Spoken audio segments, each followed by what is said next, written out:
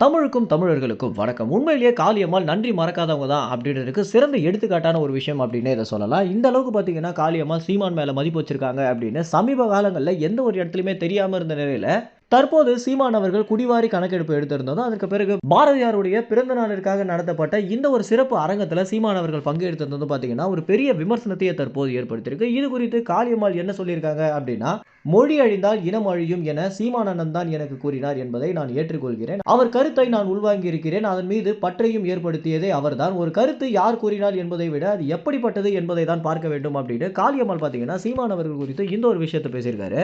காளியம்மாள் பார்த்தீங்கன்னா, சீமான் குறித்து இந்த ஒரு விஷயத்த சொல்லியிருக்காங்க. காளியம்மாள் சீமான் மேல ஏகப்பட்ட முரண்பாடுகள் இருக்கு. அதனால கட்சியிலிருந்து விலகிட்டாங்க. இனிமே காளியம்மாள் சீமான ஒரு விரோதியாக தான் பார்க்க போறாங்க அப்படின்னும், காளியம்மாளை எப்படியாவது சீமானுக்கு எதிராக திருப்பிடணும் அப்படின்னு பல அமைப்புகள் தற்போது திட்டம் தீட்டிட்டு இருந்தாலும், இந்த எல்லா விஷயங்களையுமே தவிடுபடியாக்குற மாரி தான் காளியம்மாள் இந்த ஒரு விஷயத்த சொல்லியிருக்காங்க.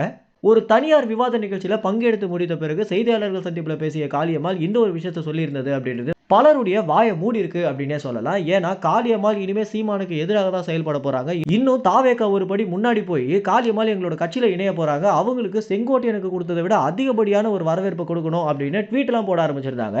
இந்த மாதிரியான எல்லா விமர்சனங்களுக்குமே பதிலடி குடுக்குற மாரி காளியம்மாள், அண்ணன் சீமான் அவர்கள் சொல்ற எல்லா கருத்துமே சரிதான் அப்படின்னு ஒப்புக்கொண்டிருக்கிறது அப்படின்றது வேறு கட்சியில அவங்க இணைவதற்கு வாய்ப்பே இல்ல அப்படின்றத மறைமுகமாக காட்டுது.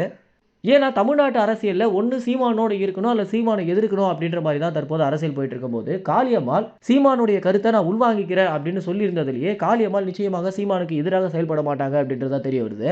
எது எப்படியாக இருந்தாலும் விமர்சனங்கள் விமர்சனங்கள் தான் அப்படின்ற காரணத்தினால காளியம்மாள் கட்சியில இணைய வாய்ப்பில்ல அப்படின்னாலும், காளியம்மாள் நிச்சயமாக சீமானுக்கு எதிராக செயல்பட மாட்டாங்க அப்படின்றத மறைமுகமாக சுட்டிக்காட்டியிருக்காங்க. மேலும் இந்த தகவல் குறித்து என்ன நினைக்கிறீங்க அப்படின்ற உங்களுடைய கருத்துக்களை கமெண்ட்ஸ்ல தெரிவிங்க. நன்றி, வணக்கம்.